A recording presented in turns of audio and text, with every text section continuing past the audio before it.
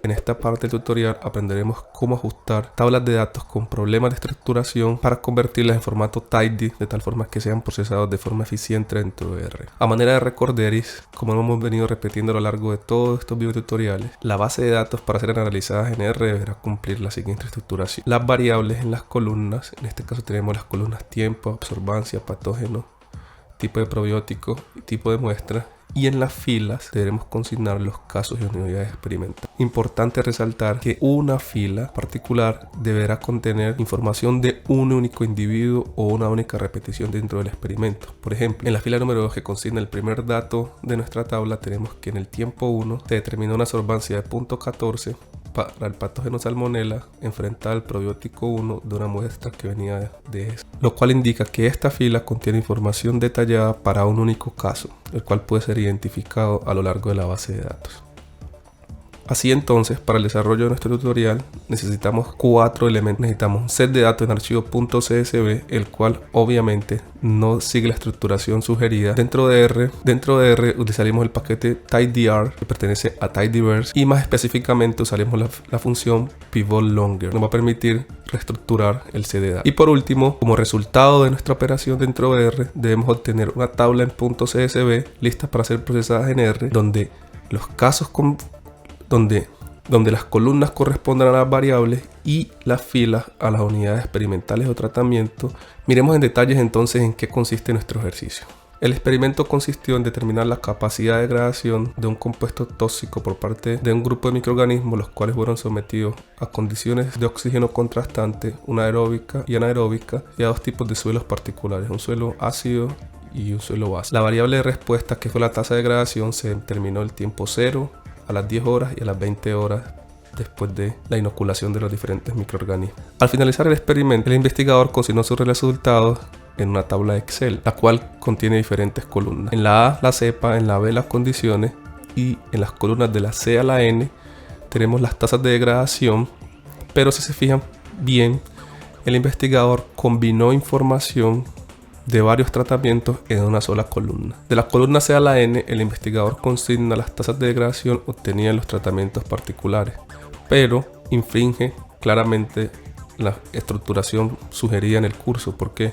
Porque en una columna particular tienen información de varias variables. En este caso, en C, fíjense que tenemos para la fila 2, que es Pseudomonas en condición aeróbica, tenemos información del suelo ácido, de la réplica y del tiempo. Entonces, nuestra labor en R será reestructurar esta base de datos de tal forma que siga la estructuración sugerida.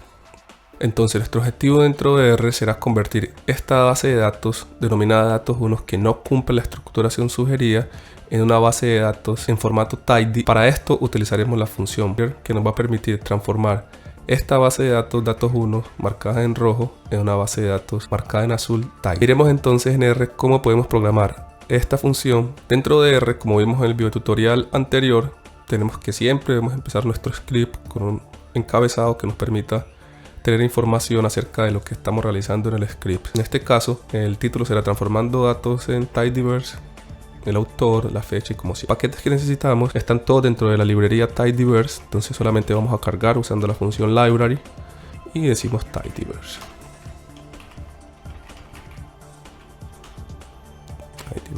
Recuerden que para correr cualquier comando podemos ir a la parte de arriba RAM o le podemos dar sencillamente control enter.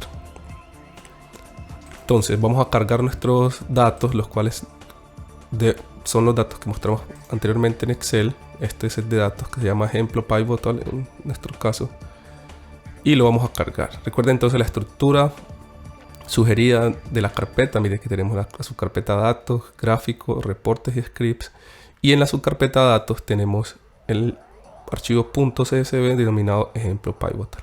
Entonces recuerden que para cargar lo voy a llamar datos 1 como sugerimos al principio, y le vamos a decir read.csv, y recuerden que siempre en el primer argumento entre comillas debemos poner el archivo, la ruta del archivo que queremos cargar. En este caso el mío va a estar en datos. Recuerden que para desplegar rápidamente dentro de RStudio podemos usar poner las comillas y usar tabulador, datos, otra vez le doy tabulador y voy a buscar mi archivo .csv. Listo, ahí está la ruta. Luego vamos al encabezado verdadero. Recuerden que esta función es una función de tipo lógica. Este argumento es un argumento de tipo lógico que nos va a permitir decirle al programa que la primera fila contiene el nombre de las variables.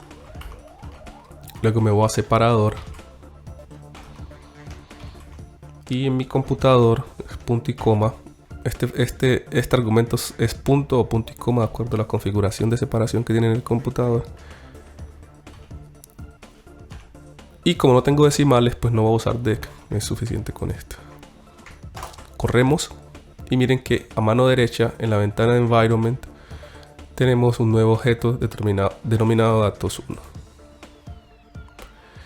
Y este objeto tiene la estructura que vimos anteriormente. Es exactamente igual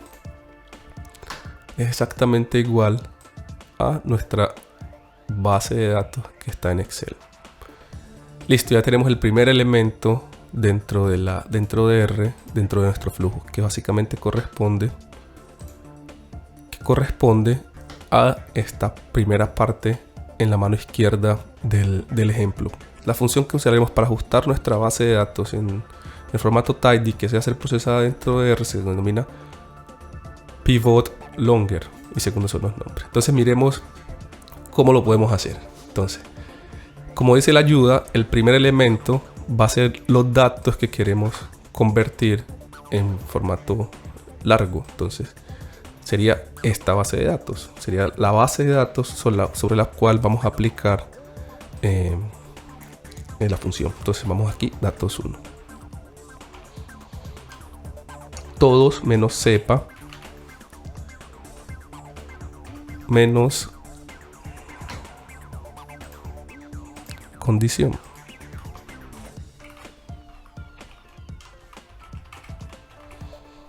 Básicamente, ¿qué estoy diciendo? Estoy diciendo que dentro de las columnas me exceptúe cepas y condición y aplique desde C hasta N. Entonces el siguiente argumento, names2, nos va a permitir determinar cuáles son las nuevas variables que vamos a crear en las cuales vamos a alojar la información que se subdivida de las columnas. El siguiente nombre que está aquí en C, miren que es R1. R1 corresponde a la réplica. Hubo dos réplicas dentro del experimento. Entonces le voy a poner entre comillas réplica, omito la tilde por lo que ya hemos dicho anteriormente. Y el tercer elemento, que es el 0, corresponde al tiempo. Se lo voy a poner entre comillas tiempo. Entonces miren que, como dijimos anteriormente, dentro de cada columna tenemos información de 4 elementos: pH, réplica, tiempo y tasa de degradación. El siguiente argumento, denominado namesEp, es supremamente importante porque este argumento nos va a permitir buscar dentro de los nombres de las columnas cuál va a ser el símbolo o el elemento de texto que nos va a permitir separar las columnas en las nuevas variables. Miremos entonces. En este caso, miren que cada uno de los elementos, ácido, réplica, tiempo y degradación, está separado por un guión al piso. Entonces debemos decir que el elemento o la expresión que nos va a separar cada una de las nuevas variables va a ser un guión al piso. Digamos que si en el caso particular ustedes lo hubieran separado por un punto o un espacio, deberían usar el punto o el espacio en vez del guión al piso. Y por último, values2 es la variable que va a contener los datos numéricos, en este caso degradación. Se lo va a poner degradación. Y estos son los argumentos mínimos necesarios para correr nuestro ejemplo y transformar nuestra base de datos particular. Recuerden que como son argumentos, cada uno de ellos debe ir separado por una coma. Entonces corramos. Entonces miren que una vez corrida la función tenemos una nueva base de datos la cual contiene 6 variables, cepa, condición, pH, réplica, tiempo y degradación, con 72 observaciones que corresponden a cada uno de los tratamientos con sus réplicas dentro del experimento. Una vez ajustada nuestra base de datos, podemos exportar el archivo .csv usando la función write.csv. Esta función básicamente tiene dos argumentos principales. El objeto de R que queremos exportar a la carpeta de nuestro flujo de trabajo, en este caso datos tidy, y entre comillas el nuevo objeto que queremos crear en .csv a la fuente externa. Vamos a usar datos tidy .csv. Siempre es importante poner la extensión y lo guardamos. Si vamos al archivo, a nuestra carpeta, a nuestro directorio de trabajo, tenemos que este nuevo archivo se llama datos.tidy.csv, el cual luego llevaremos a la carpeta de datos para mantener el flujo de trabajo organizado. ¿Qué hicimos entonces en R en detalles?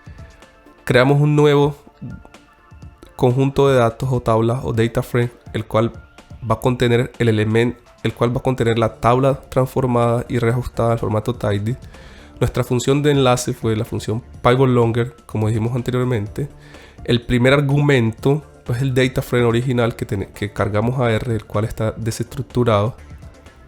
El segundo elemento, calls, nos va a permitir seleccionar cuáles son las columnas a reorganizar. En este caso, decidí usar la forma inversa, es decir, le dije cuáles columnas dentro de la base de datos no quería que me seleccionara, por lo tanto solamente era poner el signo menos y seleccionar las columnas que no deseaba que quedaran transformadas. Con names2 creamos las nuevas variables que van a contener la información que se va a reestructurar, en este caso pH, repetición y tiempo, teniendo cuidado que esas variables deben estar en el mismo orden en los datos originales. Namesep nos permitió determinar cuál va a ser la guía de separación, es decir, cuál va a ser el símbolo o la expresión que separa cada una de las variables dentro del data frame original. Y values2 nos va a permitir crear una variable contenedora, la cual recibirá o recibió la variable de respuesta, en este caso una variable numérica.